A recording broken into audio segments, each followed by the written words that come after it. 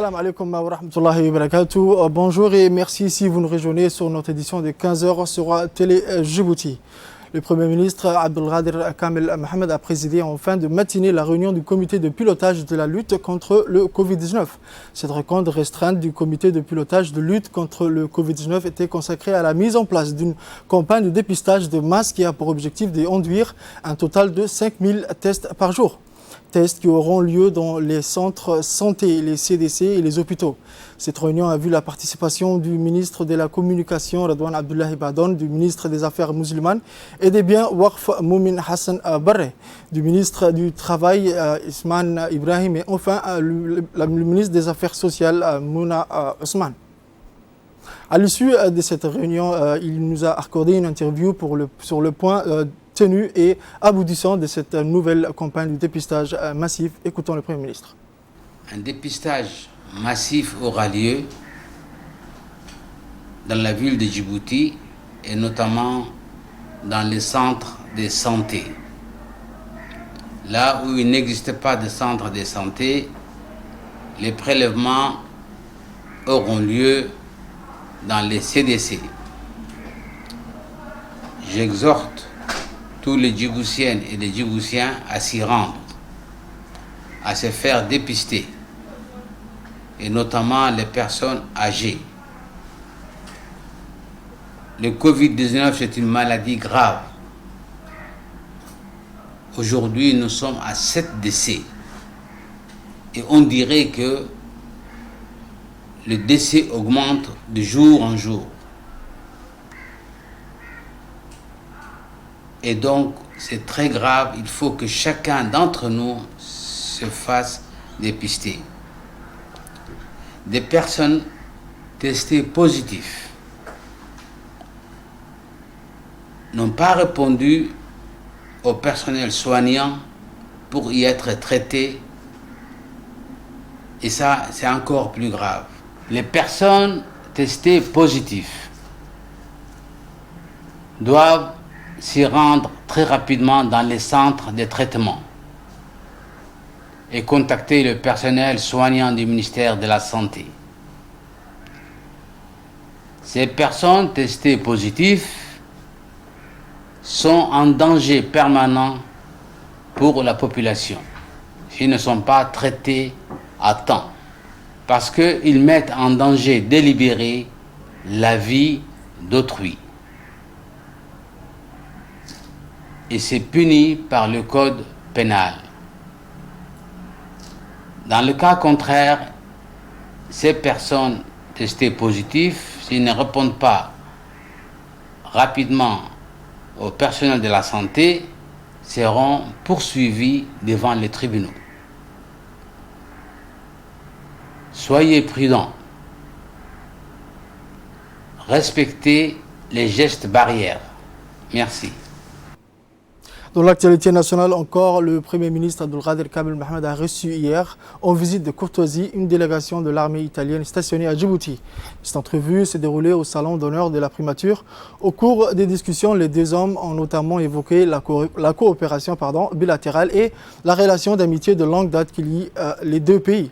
Cette visite de travail a permis d'évoquer les relations d'amitié qui lient la République de Djibouti et l'Italie. Cette visite a également aussi été l'occasion pour le Premier ministre de discuter avec la délégation du renforcement de la coopération entre les deux pays dans divers domaines stratégiques.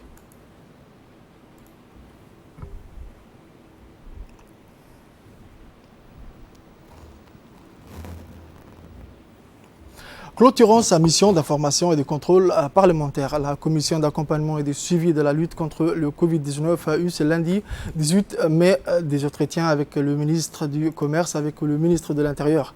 L'agenda de cette commission, présidé par l'honorable Ahmed Roble Abdilé, est en présence de ses collègues membres et députés avec la réunion du ministre du Commerce, Hassan Ahmed Ibrahim. Assisté de son plus proche collaborateur, l'assistance a passé en revue des sujets comme les actions menées sur le terrain ces dernières semaines par le département ministériel en charge, entre autres, de la correction de toute inflation des prix qui serait provoquée par des pratiques anticommerciales. Les députés membres de la commission et les membres du gouvernement ont par ailleurs échangé sur des thématiques aussi importantes que l'autosuffisance alimentaire ou encore la question de renforcement des moyens et voies d'approvisionnement en produits de première nécessité et stocks alimentaires à l'heure où le commerce international en réponse à la pandémie mondiale due au Covid-19 souffre de fermeture des frontières et ou du protectionnisme sur des produits et équipements indispensables au combat engagé contre ce virus. Dans un deuxième temps, les élus de la nation, membres de la commission, ont recueilli les éclairages du ministre de l'Intérieur, Moumin Ahmed Cheikh, appuyé sur l'occasion par les hauts responsables de son ministère.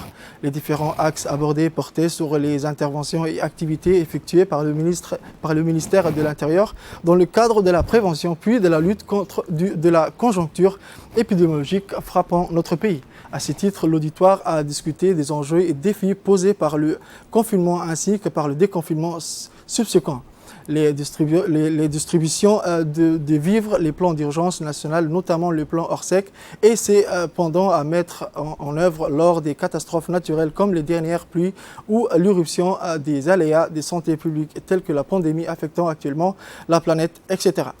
Maintenant, la solidarité est traditionnellement un devoir social et moral, et plus particulièrement en ce mois béni de Ramadan où la population a été fortement déstabilisée par les conséquences socio-économiques de la pandémie du Covid-19. C'est dans cette optique que l'Union nationale des femmes djiboutiennes, sous la houlette de la Première Dame et présidente de l'UNFD, son Excellence Mme Khadra Mahmoud Haïd, a procédé ce lundi 17 mai 2020 à l'école primaire de Balbana 1. À la distribution de kits de dignité aux familles les plus touchées par les récentes pluies déluviennes. Ainsi, 500 kits composés de vêtements et des chaussures pour hommes et femmes, ainsi que des habits de la Eid al-Fitr pour les enfants ont été distribués. Tous les bénéficiaires ont également reçu des moustiquaires imprégnés avec le soutien du ministère de la Santé.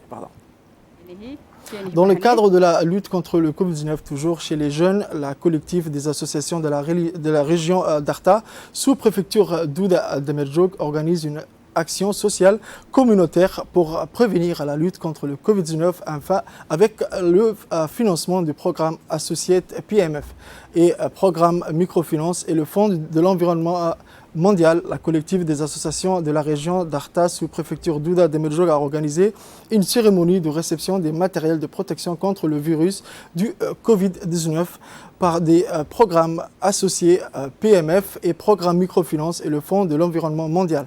La cérémonie des remises de dons a également vu la participation des représentants des programmes associés PMF, FER et programme Microfinance et le Fonds de l'environnement mondial. Madame Filsen Abdi est la présidente de la collectif des associations de la région d'Arta, sous-préfecture d'Ouda Demerjog, Madame Houda Saïd Ali et sa adjointe Seredo Saïd Jama. Cet ancien entre dans les cadres de la lutte contre le Covid-19 dans notre pays avec la participation des jeunes bénévoles de Demerjog et d'Ouda. Les jeunes habitants de Demerjog et d'Ouda ont bénéficié de cet important matériel pour lutte contre le Covid-19. Le port des masques et le gel de mains sont des mesures préventives que tous les Djiboutiens doivent respecter pour réduire la progression du Covid-19 dans notre pays. Au moment du déconfinement, les matériels de protection sont très importants. Durant 2 mois, dans le confinement décrété par le président de la République le 23 mars dernier pour stopper ou amortir la propagation du virus mortel du coronavirus, les liaisons quotidiennes entre le chef-lieu et la capitale Djibouti-Ville étaient devenues quasi nulles. Djibouti, 17 mai, à la gare routière des bus, le déconfinement est célébré solennellement très tôt le matin comme d'habitude. Les premiers bus en partenance vers Djibouti sont mis à la disposition des voyageurs. L'intérieur et l'extérieur des bus sont désinfectés par des agents du Croissant Rouge de Djibouti, branche d'Ali Sevier en combinaison blanche, quelques instants après, avant de prendre place dans ce moyen de transport en commun. Ces derniers ont été invités à respecter scrupuleusement les gestes barrières, lavage des mains, l'antigel, distanciation sociale de 1 mètre et utilisation des masques. La prise de trafic routière en liaison vers la capitale est particulièrement accueillie favorablement par les Asjok. Le lancement ou la normalisation de cet événement a vu la participation des corps sécuritaires de la région. Les chefs du corps de détachement de la police nationale d'Ali Sabié et de la gendarmerie nationale ont tenu à être présents ou à superviser cette normalisation des voyages en bus vers la capitale. En centre-ville, notre lieu de contrôle est instauré par les hommes en uniforme pour une dernière vérification avant de quitter la ville. Les éléments de la police de la région d'Ali Sabié sont déployés partout dans la ville à ce jour pour veiller au port de masques, une mesure plus que nécessaire pour lutter contre la maladie à la sortie de la ville d'Ali Sabié. Là encore, le contrôle fut rigoureux. Tout moyen de transport en commun dont les voyageurs ne portent pas de masque est refoulé petit à petit avec le contrôle et l'exigence des forces de l'ordre à ce jour s'adaptent aux gestes des barrières et le port de masques. Maintenant, un tableau aux actualités internationales. Une partie des Européens a vécu un premier week-end déconfiné. Comme en France, dans les rues de la capitale, un véritable bol d'air attendu depuis des semaines. Pourtant, c'est une liberté toute relative. D'abord parce que de nombreuses restrictions demeurent selon les régions et ensuite parce que même si certains négligent les gestes barrières, semblent l'avoir oublié. La pandémie reste une menace bien réelle, en témoigne le dernier bilan quotidien français. Plus 428 morts, soit plus de 28 000 victimes au total, ou encore le 25 clusters identifiés sur le territoire depuis le début du déconfinement. En Espagne, alors que le bilan quotidien a touché en plus bas avec moins de 100 morts, une nouvelle étape de déconfinement débute également aujourd'hui. Elle concerne 70% de la population, seules sont exclues les régions de Madrid, Barcelone et une partie de la Castille et Léon. Le gouvernement de Pedro Sánchez prévoit d'échelonner le déconfinement jusqu'à fin juin. Et pour se prémunir contre une tant redoutée nouvelle vague, il envisage de renforcer le caractère obligatoire de l'usage du masque. Les Italiens aussi progressent lentement vers un retour à une nouvelle normalité. C'est aujourd'hui qu'ils doivent rouvrir une grande partie des bars, restaurants, petits et grands commerces. Les services religieux recommencent également. C'est tout pour cette édition de 15h. Merci de nous avoir suivis et restez pour le reste du programme sur Télé Djibouti.